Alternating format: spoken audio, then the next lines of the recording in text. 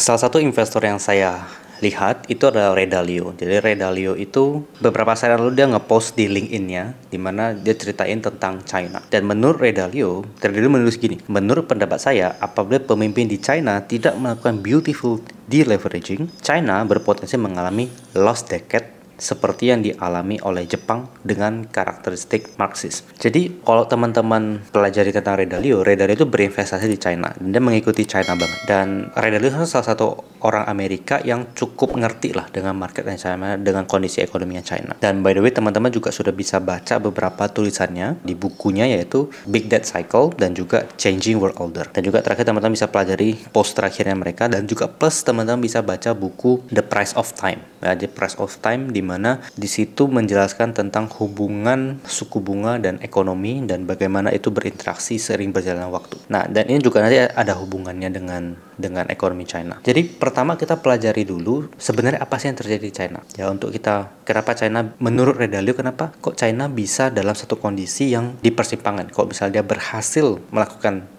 beautiful deleveraging tadi, ya itu bagus. Tapi kalau misalnya tidak bisa, menurut Ray Dalio, China bakal masuk ke dalam periode yang stagnasi seperti Jepang. Kalau bisa teman-teman pelajari Jepang, itu mungkin 30 tahun ekonominya gitu-gitu aja. Nggak bertumbuh, nggak apa. Gitu-gitu aja ekonominya. Nah, jadi lost decade ya. Jadi dekade yang hilang dari Jepang. Pertama kita lihat dulu sejarah dari ekonomi China. Jadi ekonomi China itu, China terkenal awalnya sebagai negara tirai bambu. Jadi di mana mereka menutup diri, ya tidak mau berhubungan dengan negara di luar, ya mereka lebih komunis. Ketika Mao Zedong menjadi pemimpin, ya menjadi pemimpinnya China, mereka tuh Mao Zedong memang pemimpin revolusi, ya jadi dia Red Army, ya dia revolusi Long March, ya dia berhasil membawa pasukan komunisnya itu berhasil kabur, ya berhasil memperjuangkan revolusi. Tapi untuk mengelola negara ternyata tidak. Ya, beliau ternyata bukan pengelola negara yang baik, karena di tangannya beliau China tuh menghadapi periode-periode yang sangat-sangat sulit sampai akhirnya beliau meninggal, ya.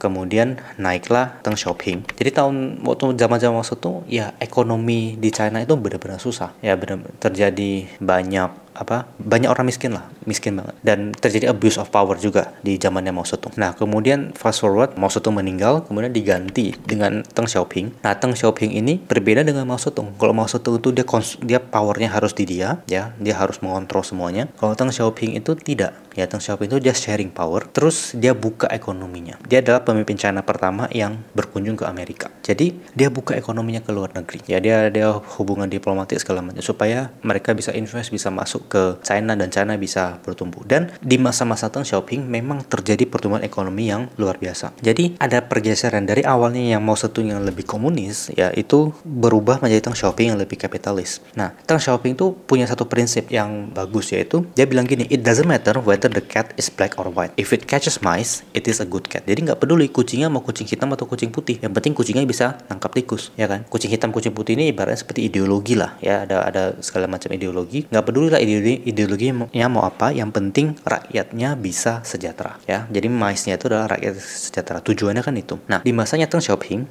itu melakukan 4 modernisasi, yaitu ekonomi, agriculture, kemudian science and technology development, dan juga national defense. Jadi 4. Dengan menjadi kapitalis, dia buka ekonominya, kemudian dari asing bisa invest masuk, ya bisa berbisnis segala macam. Terjadilah yang namanya booming ekonomi. Ya, booming ekonomi di zaman tahun 80-an di tangannya Deng Xiaoping, dan orang-orang menjadi lebih sejahtera, lebih punya banyak uang, sehingga mereka menjadi market yang sangat-sangat menarik, karena rakyatnya China itu kan banyak sekali, 1 miliar lebih gitu kan, dan itu ya tentu sangat menarik bagi negara-negara lain yang pengen masuk ke marketnya China. Momen-momen itu ketika terjadi pertumbuhan ekonomi yang sangat-sangat cepat, itu most people itu get the benefit lah, mau orang kaya mau orang yang dulunya miskin, ya itu mendapatkan benefit. Tapi ya tentu yang mendapatkan benefit paling besar adalah orang kaya, karena kan orang kaya yang punya modal, yang punya bisnis, dan dia mengemploy banyak orang, dia mendapatkan benefit paling besar. Itu tentu seperti itu. Dan memang seperti karakteristik dari kapitalis pada umumnya, periode pertumbuhan memang membuat orang kaya makin kaya, ya. Jadi orang yang punya kapital tuh makin kaya. Dan ini meskipun banyak orang itu dari awal yang miskin di zamannya Mao Zedong, di zamannya Deng Xiaoping itu mereka bisa punya uang, terjadi gap yang sangat besar antara yang kaya banget dengan yang biasa-biasa aja atau yang miskin banget. Jadi ada gap yang sangat besar. Dan kalau dalam tulisan yang ditulis oleh Ray Dalio, kalau di mana terjadi misalnya gap yang kaya-kaya banget, yang miskin-miskin banget, gapnya itu besar, itu ada wealth gap, itu bisa terjadi konflik. Kalau misalnya di tengahnya kelas menengah yang nggak ada, cuma kaya banget atau miskin banget, ya itu bisa terjadi konflik. Tapi di zaman ini memang ada kaya, ada menengah, ada yang miskin. Semuanya memang naik. Tapi sering berjalan waktu, gapnya itu kan mengecil antara yang kaya, miskin, kaya, menengah sama miskin. Jadi menengahnya bisa jadi kaya misalnya, atau menengahnya jadi turun jadi miskin. Jadi kan ada case kayak gitu. Kalau misalnya ini terjadi terus menerus, ya over the time akan terjadi dua kubu. Jadi yang kaya atau yang miskin. Jadi selalu seperti itu dalam kondisi ekonomi yang kapitalis dan dalam big cycle. Ya ini Ray Dalio mengatakan dalam big cycle itu selalu seperti itu, yaitu terjadi terus di mana-mana. Dan kenapa ekonomi China bisa tumbuh? Karena ya banyak investment dari luar itu masuk, ya mereka bangun pabriknya ya segala macam untuk di China. Dan Amerika saat itu menganggap bahwa China itu bukan ancaman, bukan threat. Karena tahun 80-an yang bagi Amerika itu threat itu adalah Jepang. Ya Jepang yang ekonominya lebih besar. Nah, jadi itu connect karena dia mau diversifikasi dari Jepang, dia masuk ke China. Lalu fast forward lah ya ke zamannya Xi Jinping. Sama zamannya Xi Jinping ini dia naik kata di tahun 2012. Dia naik jadi presiden China itu tahun 2012. Main goalnya dalam pemerintahannya presiden Xi Jinping itu adalah reformasi ekonomi dan juga menghilangkan korupsi. Jadi ketika zamannya Deng Xiaoping, ya ekonomi bertumbuh segala macam, adalah korupsi ya, banyak officials yang kena. Dan itu karena itu dibongkar di tahun 2012 ke atas di zamannya Xi Jinping. Ya Xi Jinping mengatakan bahwa oke, sekarang ekonomi sudah tumbuh, sudah bagus, yang korupsi gua tangkap. Ya dia kerasa seperti itu. Jadi dalam 5 tahun pertama pemerintahan Xi Jinping itu ekonominya China itu ya masih ekonomi yang terbuka, masih market driven. Jadi bukan yang otoriter, belum terlalu seperti itu ya. Tapi Xi Jinping sudah mulai pasang kuda-kuda. Jadi pemimpin yang dipilih oleh presiden Xi Jinping juga harus sesuai dengan dia punya mau gitu ya. Pertama ada reformasi ekonomi dan juga korupsi, ya menanggulangi korupsi. Nah, yang luar biasa tahun 2015 Xi Jinping itu mengumumkan dalam pidatonya itu Made in China 2025. Nah, Made in China 2025 itu sangat inspiring bagi warga China. Karena Made in China 2025 itu intinya adalah dia pengen menjadikan China itu sebagai pabriknya dunia. Jadi semua hal yang advanced technologies yaitu di made in China, dibikin di China. Dan ini bikin Amerika sadar bahwa selama ini gue udah biarin China kelamaan, dia udah tumbuhnya terlalu besar. Yang ada sekarang posisi nomor 2 sudah mau menjadi challenge-nya bagi Amerika.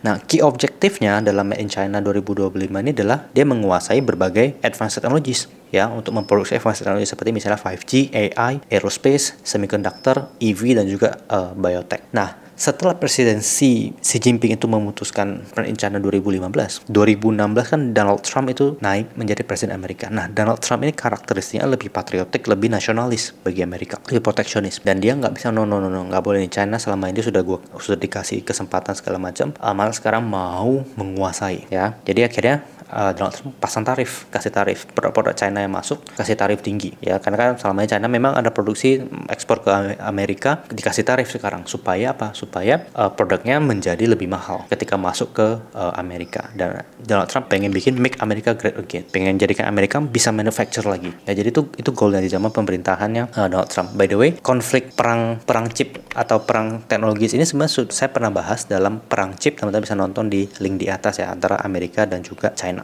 Nah, lalu gimana kondisi di China sekarang? Jadi kalau di China itu kondisi yang disampaikan oleh Dalio itu pertama adalah ada namanya big debt dan juga economic problem yang cukup depressing. Jadi hutangnya besar dan juga banyak masalah ekonomi. Jadi menurut Dalio di China sekarang itu adalah masa-masa sulit. Jadi masa-masa yang susah bagi warganya secara finansial. Kenapa? Karena aset-aset itu nilainya jatuh, mulai dari real estate dan juga equities, saham. Jadi mereka warga-warganya punya aset dalam bentuk real estate, dalam bentuk saham, itu nilainya jatuh. Nah, kemudian perusahaan-perusahaan di China itu punya hutang yang besar, ya juga punya mismanagement, masalah keuangan yang cukup besar. Jadi menurut Dalio, kalau misalnya masalah-masalah corporate ini tidak ditangani dengan benar, itu bisa membuat seperti Jepang terjadi namanya lost decade. Nah, lost decade itu adalah masa-masa di di mana ada dekade yang hilang. Jadi puluhan tahun yang di mana ekonomi itu tidak bertumbuh. Jadi di situ-situ saja. Jadi ceritanya tahun 80-an tuh Jepang itu mungkin seperti China sekarang ya, kalau misalnya kita ibaratkan ya. Jadi kayak mereka tuh rising, ekonominya tuh rising, dan mereka jadi ekonomi terbesar nomor 2 selain Amerika juga. Jadi mereka, dan even kalau misalnya tahun 80 teman-teman lihat top 10 market caps dari berbagai perusahaan di dunia, mungkin 5 apa 6 tuh Jepang. Ya perusahaan-perusahaan Jepang kayak Sony dan sebagainya itu yang besar-besar ya. Itu datang dari Jepang. Nah, jadi mereka menghadapi terjadi yang namanya periode bubble, di mana even kayak ceritanya tuh pas satu castle di,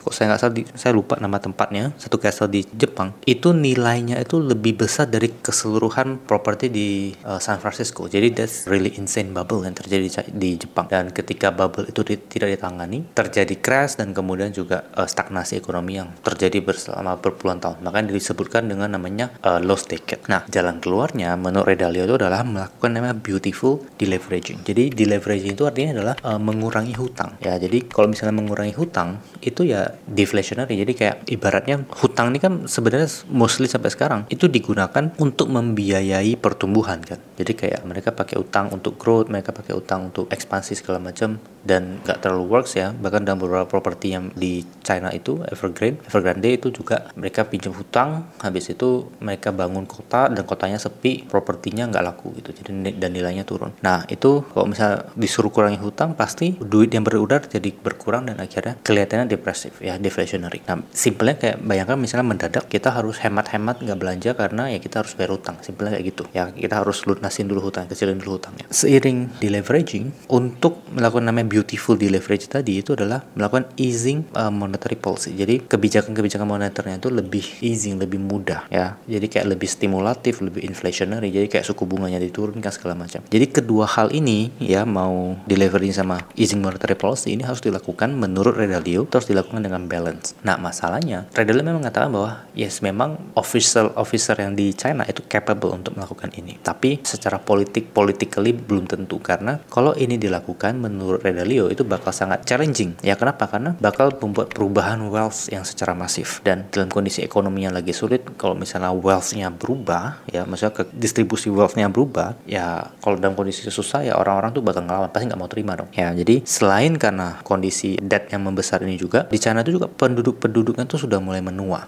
dan aging population plus populasinya tidak bertumbuh lagi, bahkan turun. Dan kalau misalnya kita lihat penduduknya di sana, average retirement age, jadi kayak rata-rata umur pensiun itu 53 tahun, dan average death itu 84. Jadi kayak rata-rata orang pensiun di umur 53 dan mereka matinya rata-rata umur 84, meninggalnya rata-rata 84. Artinya dari 53 sampai 84 ada gap 31 tahun, di mana dia harus bisa hidup kan. Hidupnya dari mana? Dari pensiun ya, dari dana pensiunnya. Nah, siapa sih yang membiayai dana pensiun? Dari social security segala macam itu lah, kayak ada dana pensiun, kemudian dia dapat annuities segala macam itu kan. Nah, cuma ini juga snowball effect dari policy-polisinya China sebelumnya, yaitu ada namanya one child policy, di mana satu keluarga punya satu anak saja. Dan dalam kondisi ekonomi depresif, ibaratnya kayak anak ini bisa tumbuh besar jadi dewasa, dia harus membiayai dua orang tuanya. Jadi kalau kondisi ekonomi yang depresif, ini benar-benar sangat challenging bagi mereka, karena selain retirement age-nya sampai 53, meninggalnya 84, jadi waktunya panjang sekali untuk membiayai tersebut. Nah, caranya sebenarnya simple menurut Dalio, menaikkan retirement age. Jadi usia pensiun dinaikin, bukan 53 misalnya jadi 60 misalnya. Jadi waktu pensiunnya lebih pendek. Nah, cuma kan orang, siapa sih yang mau bekerja lebih lama lagi? Udah harusnya pensiun tapi tadi tidak pensiun, tapi malah harus kerja lagi, pasti nggak mau. Jadi kayak segala policy yang bisa dilakukan sebenarnya sudah ada, cuma belum tentu bisa di-reinforce, belum tentu bisa dieksekusi, karena perlu pemimpin yang tangan besi, yang kuat,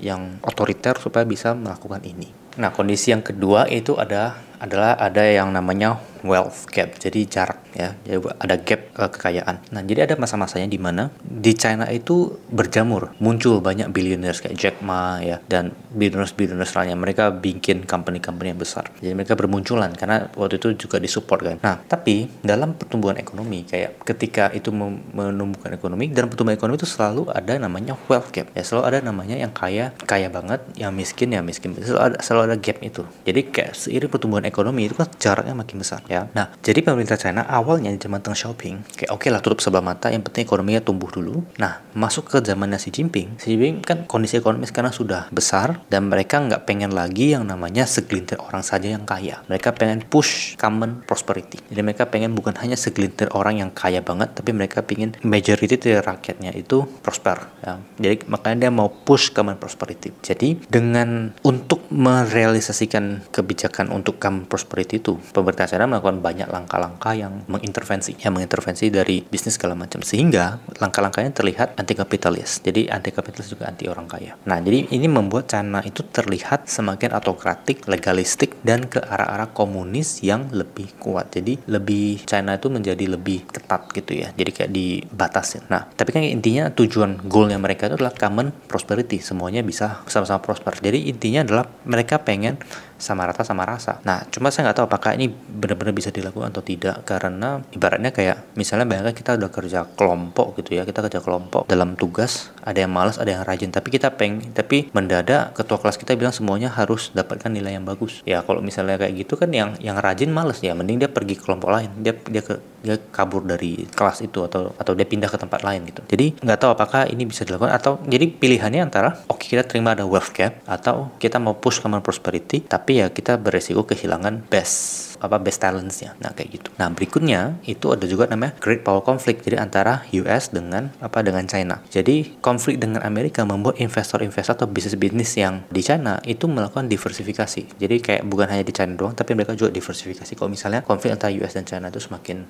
lebar, sehingga spillover-nya bisa ke berbagai negara lain. Ya, jadi dan juga mereka takut kayak gini. Oh, karena US sama China ini bertengkar, kemudian misalnya China lebih dianggap jelek lah dibanding Amerika karena mereka lebih autokrat. Nah, negara lain, sekutu-sekutu Amerika juga di tempat dia berbisnis, takutnya didiskriminasi, sehingga mereka juga tidak mau serta-merta hanya di China. Nah, beberapa ada yang melakukan manuver yang lebih cerdik lagi. Jadi mereka set up bisnisnya itu di negara-negara yang netral, kayak misalnya Meksiko gitu ya. Dia set up di Meksiko. Barang dari China nggak bisa langsung masuk ke Amerika nih. Nah, dia set up bisnisnya di Meksiko. Jadi di Meksiko dia impor dari China, dari barang yang masuk ke Meksiko, dari Meksiko baru dia jual ke Amerika. Jadi kelihatannya barang itu dari Meksiko, tapi sebetulnya barang itu dari China. Dan ini baru keusut kan oleh pemerintah Amerika, baru keusut untuk mencari siapa sih beneficial owner dari serangkaian transaksi itu. Makanya nggak heran beberapa saat lalu kita bisa lihat bahwa Kongresnya Amerika itu sangat-sangat mengejar dan sangat-sangat interrogatif terhadap CEO-nya TikTok. Karena mereka mengejar banget beneficial owner dari TikTok, ByteDance kan dari pemerintah China. Nah, bahkan di industri di mana China sudah menjadi pemain yang sangat kompetitif pun mengalami berbagai konflik geopolitik. Ya, jadi kayak misalnya EV, baterai, green energy, chips ya, teman-teman sudah bisa nonton dari chips ya, chip war, AI, quantum computing, segala macam lah. Itu juga saling kunci gitu ya, saling membatasi akses terhadap sekian teknologi. Nah, Redalio melihat bahwa konflik geopolitik ini bisa memicu China itu melakukan yang namanya dumping. Nah, dumping artinya adalah dia banjiri market dengan produknya dia sehingga harganya turun. Kenapa China melakukan? Karena cuma China doang yang punya excess capacity. Ya, mereka punya excess capacity untuk melakukan dumping, dia bisa produce banyak, gua dump ke market sehingga harganya turun. Nah, ketika China melakukan dumping, maka US akan defensif, dia akan pasang tarif yang lebih tinggi supaya harganya ketika masuk harganya naik lagi. Jadi lebih ke protectionism. Makanya dalam YouTube saya pernah bahas sebelumnya itu adalah inflasi kayak nggak akan turun yang rendah-rendah banget seperti yang ditulis oleh Howard Marks, bahwa mengatakan kondisi protectionism dari berbagai negara ini akan membuat inflasi tetap tinggi. Ya, jadi teman-teman bisa nonton di link di atas. Nah, jadi karena selama ini ekonomi China itu bertumbuh karena kemampuannya mereka untuk mendapatkan market share dari manufacturing, mereka produce banyak barang, kemudian mereka ekspor, ya, mereka ekonomi bisa tumbuh. Tapi bisa jadi ada kemungkinan bahwa hal ini tidak akan terjadi di masa depan karena negara-negara yang mengimpor produk mereka itu juga kemungkinan akan memasang tarif masuk yang tinggi. Bahkan Indonesia kan juga industri yang kena itu industri keramik ya. Teman-teman bisa pelajari tentang industri keramik di mana China memberikan rebate terhadap produk keramik sehingga meskipun Indonesia memberikan tarif, ya rebate-nya lebih besar. Mereka akhirnya ya net efeknya net. Sehingga harusnya Indonesia naikin tarif. Ya, apakah itu akan dilakukan saya nggak tahu. Tapi itulah kondisi yang terjadi sekarang. Nah, selain crash secara ekonomi ya, secara gontok-gontongan secara ekonomi, menurut Dario ada juga clash secara culture, secara budaya. Jadi selama ini kan Western culture tuh yang menguasai dunia lah, kayak misalnya dari zaman sebelum perang dunia kedua kan Great Britain, Inggris tuh menjadi penguasa ya, ekonomi, pemimpin. Habis itu perang, kemudian berganti ke Amerika. Tapi Amerika tuh culture-nya masih Western culture, masih sama dengan Great Britain. Jadi masih sama. Jadi kayak negara-negara lain kayak misalnya Belanda, Spanyol segala macam tuh masih Western culture. Nah sekarang ini ketika China naik itu adalah Asian culture. Jadi agak sulit untuk Western culture memahami Asian culture. Begitu juga sebaliknya. Dan kedua pihak ini, Asian culture sama Western culture itu punya approach yang berbeda ya, jadi approach-nya itu sangat-sangat berbeda. Western culture ini menurut Redalio ya, Redalio yang tulis ya, Western culture itu lebih zero sum ya, lebih win lose, ada yang menang, ada yang kalah. Kalau Chinese ya, Chinese culture itu berperang dengan cara yang berbeda. Ketika mereka perang itu caranya berbeda. Kalau teman-teman pernah baca Art of War-nya Sun Tzu itu juga fokusnya tuh mereka perang, fokusnya bukan perang direct ya, mereka nggak direct war. Kalau misalnya Western teman-teman pelajari kayak misalnya perang-perang di Eropa segala macam kan direct war, tembak-tembakan langsung ya, kayak nggak banyak intriknya. Tapi kalau misalnya yang Art of War atau teman-teman nonton tentang Samkok ya, Three Kingdoms, itu perangnya tuh perang intrik. Seringkali tidak kasat mata, seringkali nggak langsung direct ya mereka. Jadi kayak menurut Redalio ini perangnya China itu nggak akan direct. Perangnya China itu proxy ya, proxy war. Jadi ini menurut Redalio akan menggunakan proxy war. Jadi untuk tujuannya buat apa? Jadi dia nggak akan confront US secara direct, tapi pakai proxy ya. Proxy untuk apa? Tujuannya untuk nge-stretch Amerika. Karena Amerika ini setelah Perang Dunia Kedua, mereka itu seperti polisinya dunia lah. Ada di mana ada terjadi konflik dia masuk ya untuk mendamaikan. Di sana ada konflik dia masuk ya. Kalau menurut Dalio sekali lagi ya, sekarang kan US itu sudah terbagi konsentrasinya ya, Rusia Ukraina, Taiwan, Israel Hamas, dan sekarang Israel Iran. Jadi kalau misalnya semakin banyak proxy kayak gitu ya, fokusnya Amerika ke stretch. Jadi nggak langsung direct, tapi itu tujuan untuk melemahkan Amerika. Karena kan itu semua kan pakai budget kan, pakai biaya kan buat perang kan. Jadi nggak daripada direct ya langsung direct, ngapain kan di stretch supaya kebagi-bagi, dia punya konsentrasi. Nah tapi kalau misalnya kita pelajari dalam sejarahnya China ya, China itu nggak pernah negara yang ekspansif, itu nggak pernah dalam sejarahnya. Kalau teman-teman pelajari sejarah itu nggak pernah mereka itu ekspansi keluar ya, mereka mau menginvasi negara lain, itu nggak pernah ya,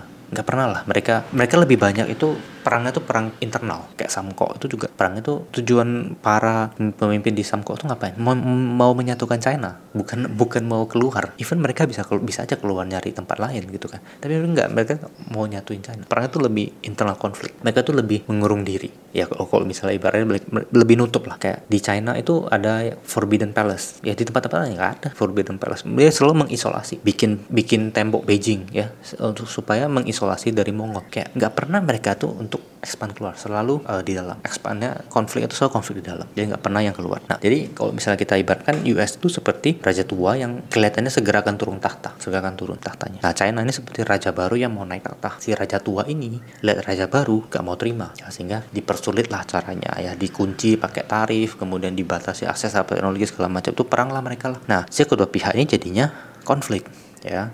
Menurut saya itu agak stupid, tapi ya kenapa esensinya harus jadi negara nomor 1, kenapa nggak nomor 2 atau nomor 3, masih bagus juga gitu kan. Tapi ya gara-gara ini jadi konflik, seluruh dunia yang kena gitu. Jadi ya siapa yang peduli sih nomor 2, nomor 3, nomor 4 terbesar dunia, nggak ada yang peduli. Yang penting secara overall harusnya hidupnya dengan sejahtera. Nah berikutnya itu juga masalah climate ya, masalah iklim, masalah bencana segala macam. Karena kalau kita lihat ya, US sama China itu sama-sama menghadapi secara konstan ya dampak dari berbagai bencana alam, seperti misalnya banjir lah, kemarau lah, gagal panen lah, pandemik lah, segala macam itu selalu ada di negara mereka. Dan dalam sejarah di China banyak emperor naik turun itu karena menghadapi berbagai krisis bencana alam, kemudian gagal panen, sehingga terjadinya revolusi, sehingga terjadinya pemberontakan segala macam itu karena gagal panen atau bencana alam atau ada penyakit yang menyebar, itu selalu seperti itu. Nah berikutnya adalah teknologi ya. Jadi selain tadi yang pertama itu adalah kondisi mereka itu big debt sama economic problemnya cukup depressing, kemudian ada wealth gap, kemudian ada great power conflict, habis itu climate